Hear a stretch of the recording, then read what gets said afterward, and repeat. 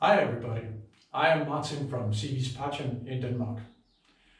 As some of you might recall, in the previous video we took the first tentative steps into the integrated battle-space carbine platform and some of the benefits that particular system had to offer over traditional mechanically triggered guns.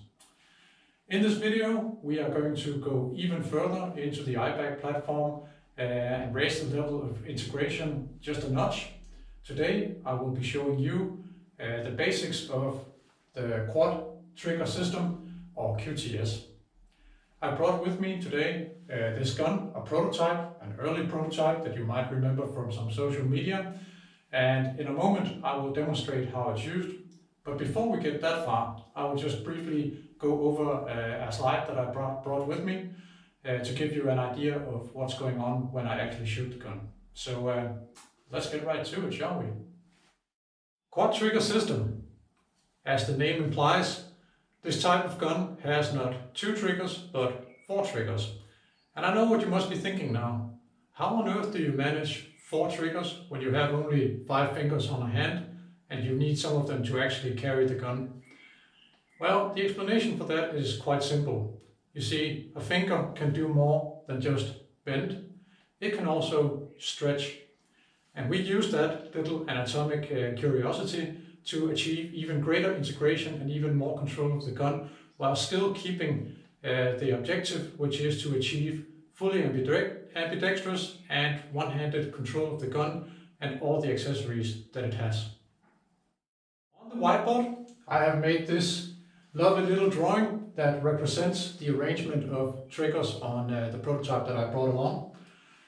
As you can see, it has trigger 1, 2, 3 and 4 arranged in 2 sets which are directly opposed to each other.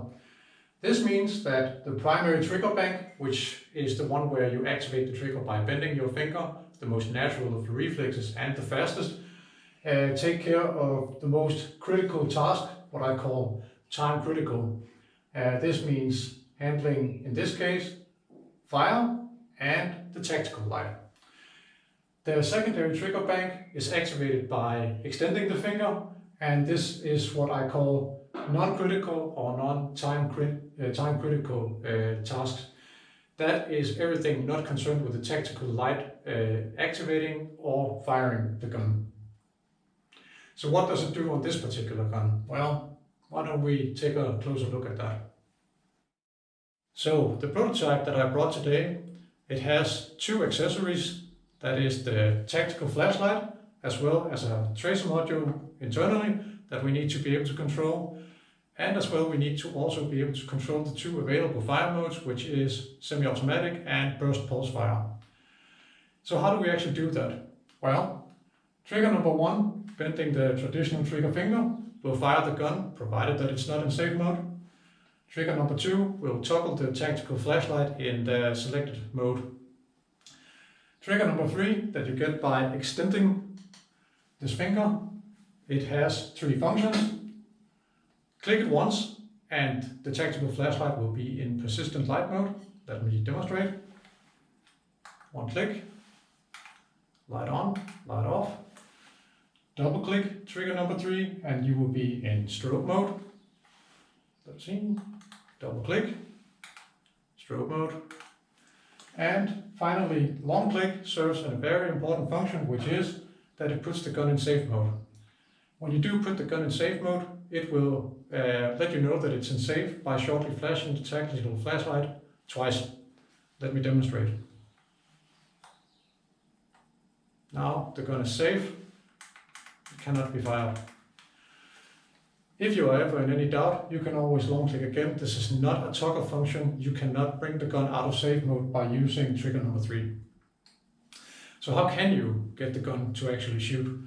We do that with trigger number 4, which is handily placed directly across from the trigger, the main trigger.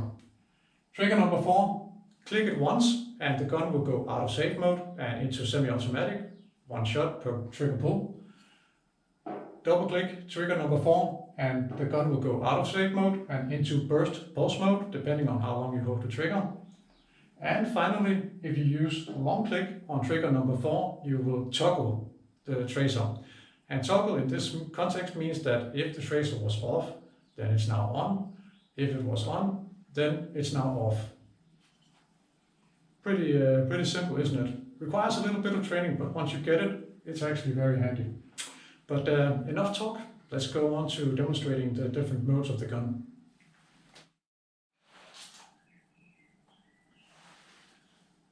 So we are ready to begin the demonstration of this prototype QTS gun. As you can see, I have just verified that the gun is in safe mode, and we are ready to commence shooting. Semi-automatic. Burst mode.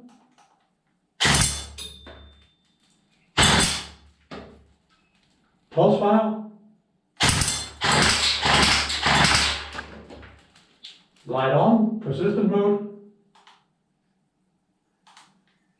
Strobe mode. Back to persistent. Back in semi-automatic. Strobe on.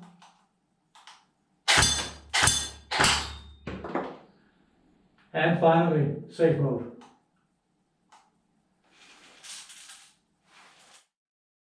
First, I will shoot a couple of times at this reaction trainer here without the tracer enabled, and then I will enable it so you can see it in action. Let's try it out.